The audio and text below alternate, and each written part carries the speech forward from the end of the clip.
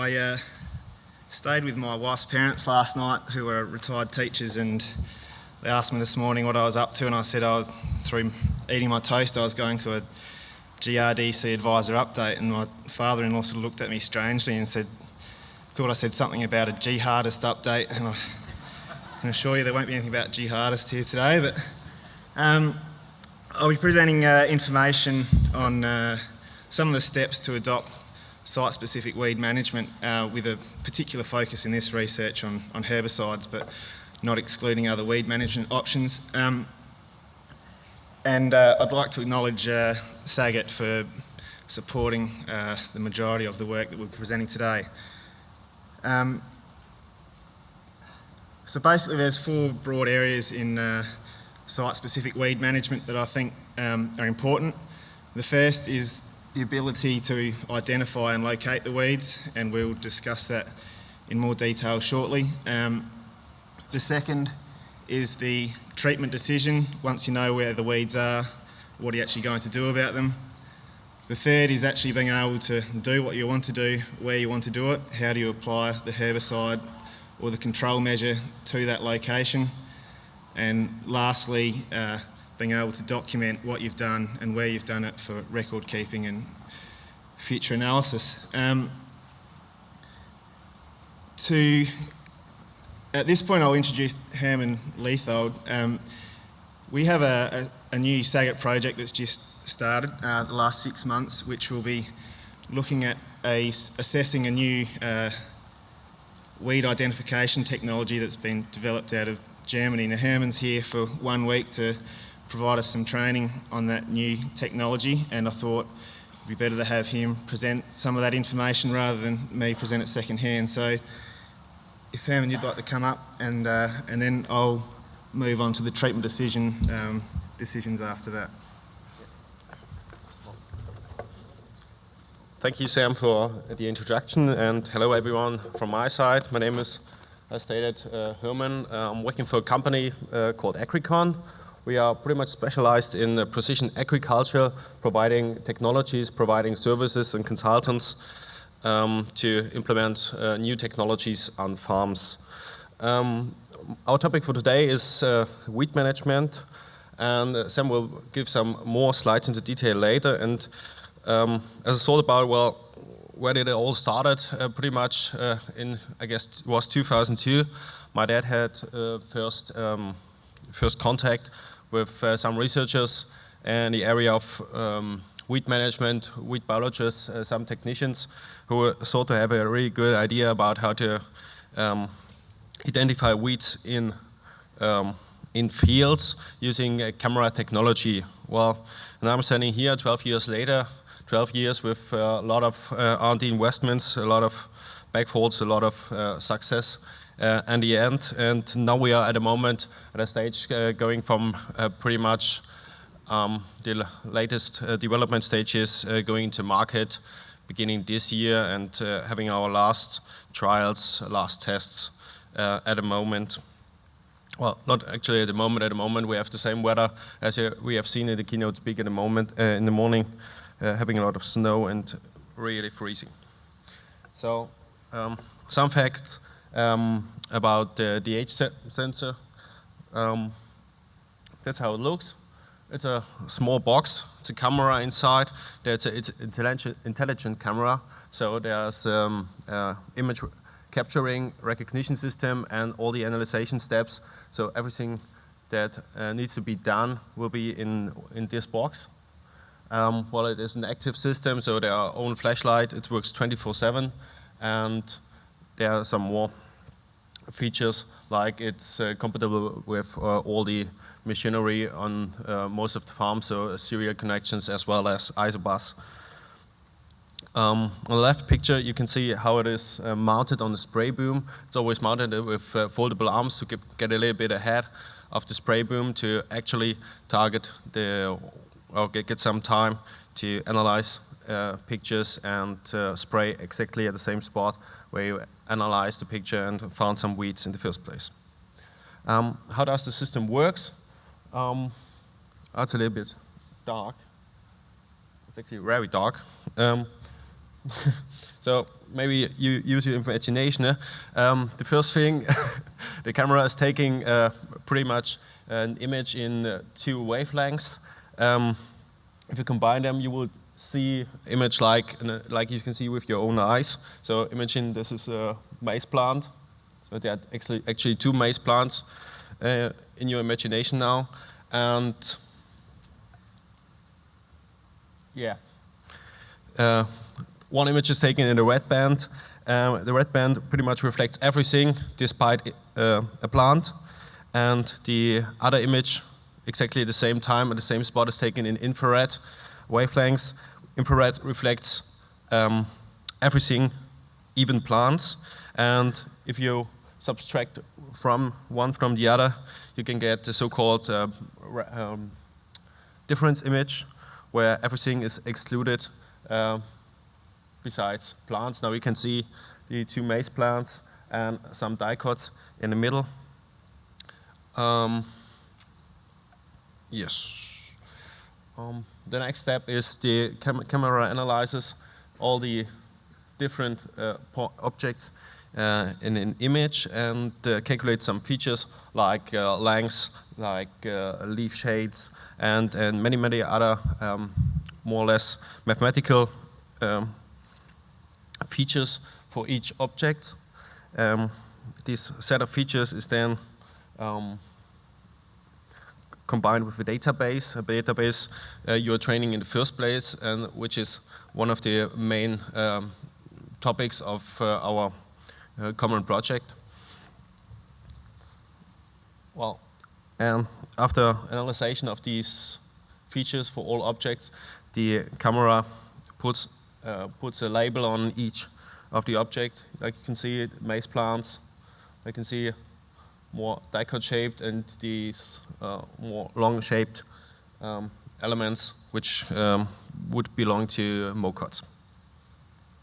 How do we use, or how accurate can such a system be? These are some numbers from last year's trials.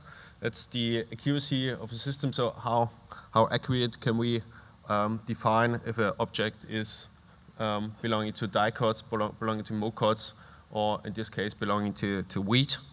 So this was one of our first applications of working in winter wheat, and therefore it's necessary to distinguish between everything that's dicot, everything that's grass wheat in winter wheat.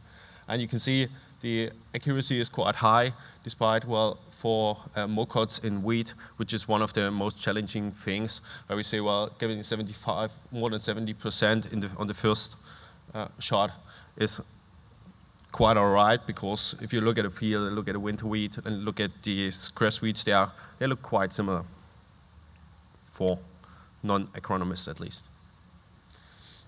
So, at last I will give you one example of how we use it, and one application for our cropping systems. This is a field in Germany, quite close where I'm come from. So in the eastern parts of Germany, it's winter wheat, early growth stages. That's in the winter application or autumn application for us. So somewhere in, I guess it was late late November. We scanned the whole field, put on 4 cameras and 1 spray boom, and well, pretty much drove all the tram lines, scanned the field, and created a map afterwards. And if we only looked at dicots, and we produced 1 map to spray against dicots, and we've seen that only on 12% of the area we actually had to spray. Well, of course, weeding dicots in wheat, in winter wheat, is not that a big challenge. If we're going to, and the other scenario, so applying grass wheat herbicide, Hermannicide, on the same field at the same time, we at least had to spray 50% of the area. I have to say that while it was a special area with a lot of grass, with a lot of black grass on it, and that's pretty much the reason we've chosen this field, because getting grass weeds in winter wheat is the most challenging thing, and if you get sorted this, then everything else is quite easy. So in this example, we had to spray half of the area with Atlantis, and The last thing I want to show is that if we combine those two maps, and we say, well, we are using tank mixtures with pretty much active ingredients against broadleaf weeds and grass weeds at the same time, then we could spend 25% less than at a uniform application.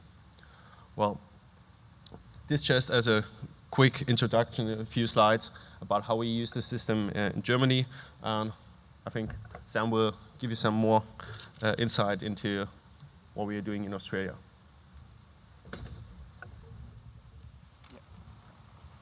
Thanks, Hermann. So you can see where the sensor technology has got to in Europe. Our challenge with our project now is to adapt this system for use in Australia, which is part of a new SAGIT project which has just started in the last 6 months, where we'll be looking to train the sensor for our crops and our weeds, and also looking at local issues potentially related to no-till retained stubble systems where large amounts of stubble block the vision of the weeds.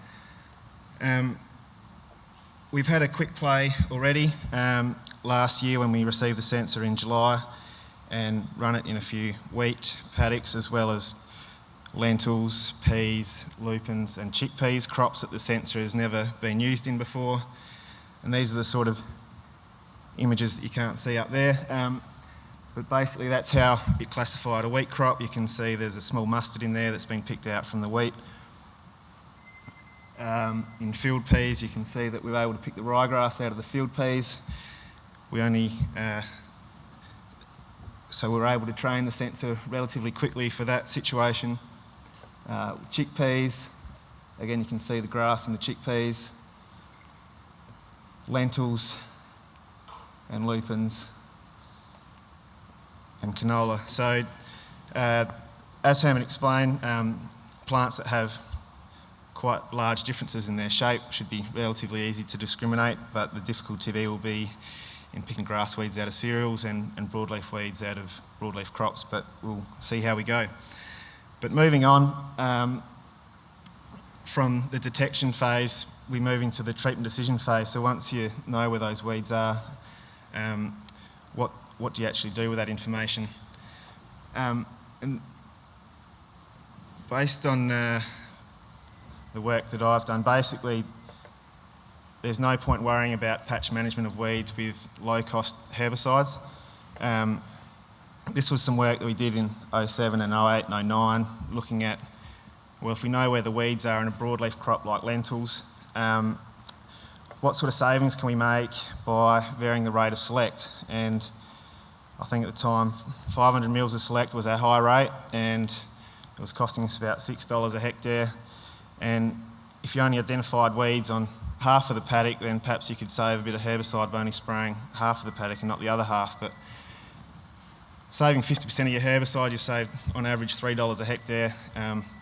It's hard to get too excited about that sort of saving probably when you take into the cost of mapping and data processing and all those other costs. There's not a lot of money left in it. So this example here just shows you that the percentage saving on select herbicide depending on how much area of annual ryegrass infestation there is, and basically the savings are fairly small. But the other example I've got there is, well, if the full rate of select didn't provide enough control that you were satisfied with, and you had to actually go out and desiccate the crop to achieve the level of ryegrass control that was satisfactory, then what does that cost you? And obviously if you're desiccating a lentil crop, in this example was using 2009 yields and pricing, the cost adds up very quickly. And so well, it's a simple sort of calculation of yield by area.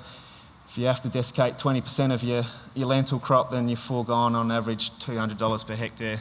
And so if you had to go to that level of weed control, you'd want to know exactly where your weeds are, and it becomes quite valuable information to have an accurate weed map. And so just to reiterate the point that I've written on the slide there, that the economic benefit of patch management of weeds can't exceed the cost of the herbicide unless the herbicide causes a phytotoxic effect on the crop. So if the herbicide actually reduces the yield of the crop itself, which in most of our trials we've never seen, except for a few pre-emergent herbicide trials where some of the products did reduce the yield in the absence of weeds. This is just an important point for us here. Because most of our post-emergent herbicides in cereals for ryegrass control don't actually work anymore, we're reliant quite heavily on pre-emergent herbicides, and so if we want to target pre-emergent herbicides to our ryegrass patches, we need a historic weed map, and if we're using an historic weed map, we need to have some confidence that the weeds are in the patches that they were in the year before. Seems like a fairly straightforward point to make, but we had to go and check, and these are just a couple of weed maps that we had, and we've got a number of sampling points out in those two paddocks that we revisited on an annual basis over 3 years. And by and large, these are the sort of relationships we developed where if there were weeds there one year, generally they were still there the next year. And if you're in a low weed density area, then generally there weren't many weeds there the following year. Except you need to be careful around patch boundaries and seasonal expansion and contraction of patches. If you have a wet year where it's really promotes a high level of seedling recruitment, then you can see that those patches will tend to expand a little bit, and then in a dry year they might shrink. And so if you're using patches or maps like this from one year to the next, then probably the best way to use them is to add a buffer, so that if you've got this map from 1 year and we know that we've got weeds in this area, we'll just add a 20-metre buffer around that area to ensure that any seedling movement due to harvesters and other sort of tillage and natural dispersal were covered by that buffer. This is a bit busy, but we've done a number of targeted herbicide trials out in various paddocks around the state, and this was a brome grass trial that we did at Warnertown. We were targeting the trials to high density and low density populations of brome grass, and also to high yield potential and low yield potential sites in the paddock. And so I've just picked out two of the sites that we had in this paddock. The top part of the table is from a high brome and low yield potential site, which in this paddock here, so this is the average cereal yield map for that paddock, where blue is high yield and red is low. And this was a brome grass weed map that we had. So the high brome and low yield potential site was based in this part of the paddock here. And then we had a low brome density site, but a high yield potential site, which was based in this part of the paddock here. The trial was run over 2 years. So we've got 2013 treatments here, 2014 treatments here. Here we've got the treatments that were paired. We had pairs of Nil, pairs of Crusader, pairs of Secura Avidex, pairs of Intervix, pairs of Secura Avidex plus Intervix for 2013, and then in 2014 the treatment was either repeated or we just did nothing. So you can see in this high brome site, if we did nothing, at the end of the season we had 86 brome heads per square metre,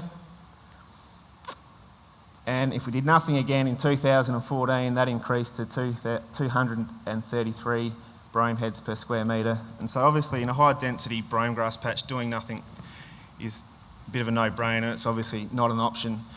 And then you can see, well, if we do say Secura and Avidex in 1 year, we reduce our brome heads per square metre to 6.3 heads per metre squared. But if we do nothing in the following year, that increases to 31, so we've still got a reasonable population there. In that second year though, if we did Secura and Avidex again and got similar control to what we got in the first year, then we're down to 4.5 heads per square metre, which is a reasonable result and worth the investment in that high cost treatment. And a similar story with Intervix. Good control in the first year, but if we go and do nothing in the second year, we see those numbers start to bounce a little bit, and potentially there's enough heads there to start the ball rolling again. But if we go Intervix 2 years in a row, In this example, it's given us very good control in 2 years running, and hopefully we're starting to get on top of that population. Contrast that with a low brome site that we've got here. If we do nothing in the first year, there's some brome there, but it's still a low level. But if we do nothing 2 years running, then you can see that the brome levels will start to go even in a low brome density site. But contrast that with some of our higher cost treatments like the Secura and Avadex. Good control in the first year. You can see that if we do nothing in the second year, that there is still a bit of brome in the system, but it's not at a level that's going to bite you in the arse straight away, and potentially you could get away with not using that high cost treatment in the second year. And so there's potentially a herbicide saving in those low weed density areas.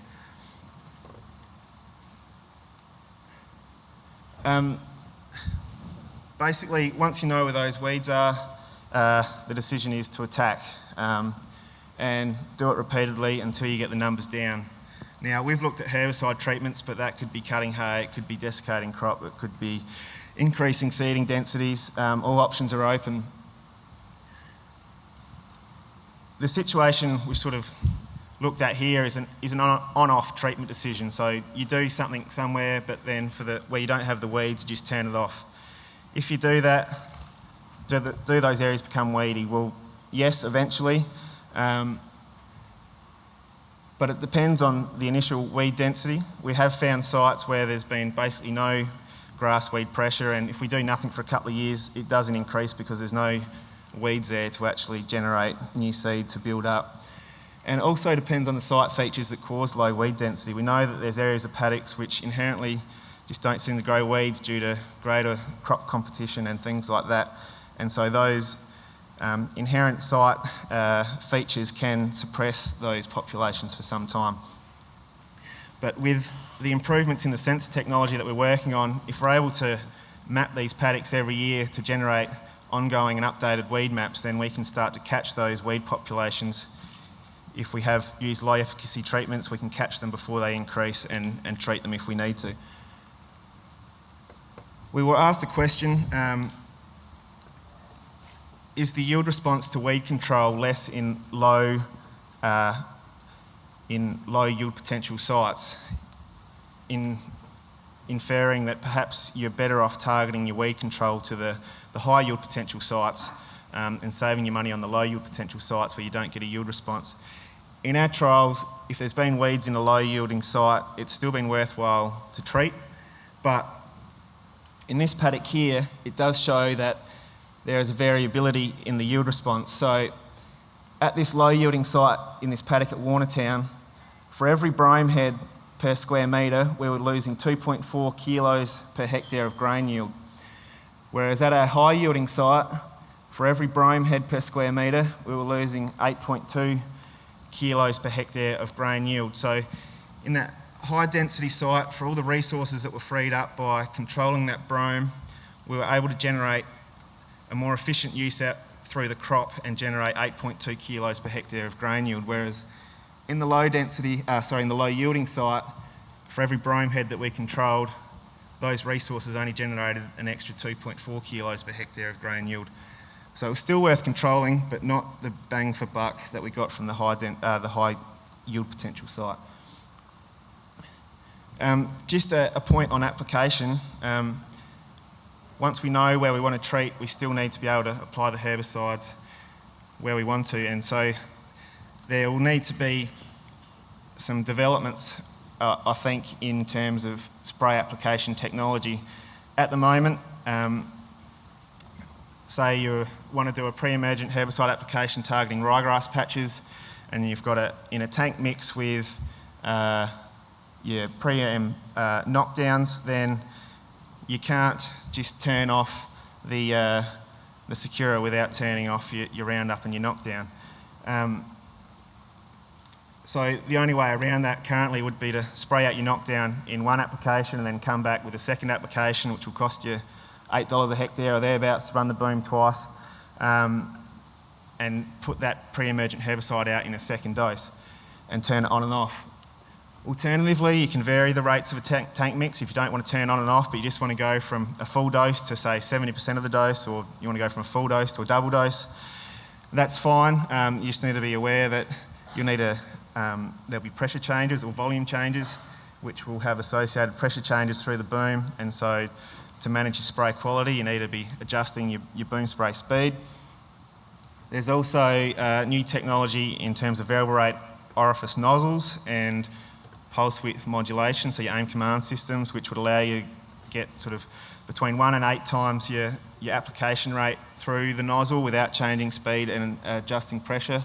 So those sort of technologies will help in changing rates on the go of a single tank mix. But then the other options are systems like this, where we have basically the neat chemical stored on the machine and via direct injection that is injected straight into the line, and we can change the rates of those products independently. The problem with direct injection is that there's a large lag time between the point of injection and actually reaching the nozzle. For this boom here, at 75 litres per hectare, it took about 75 metres of boom travel for the chemical to go from the point of injection to the first nozzle, and it was another 75 metres to reach the last nozzle. So it was 150 metres of travel before the boom was actually applying a full rate across the full width of the boom spray, which isn't really practical. This is a system that's been developed in Germany. Basically, it's 3 boom sprays in one. You've got 3 tanks, 3 pumps, 3 boom lines, 3 sets of nozzles. Each tank has a different tank mix in it that can be controlled independently. Don't think we're going to see too many of them. And then we go to these sort of systems where we have the direct injection at the nozzle and small robotic systems, but as I've said there, with increasing resolution becomes increasing complexity. So they're my take-home messages, and take any questions if there are any.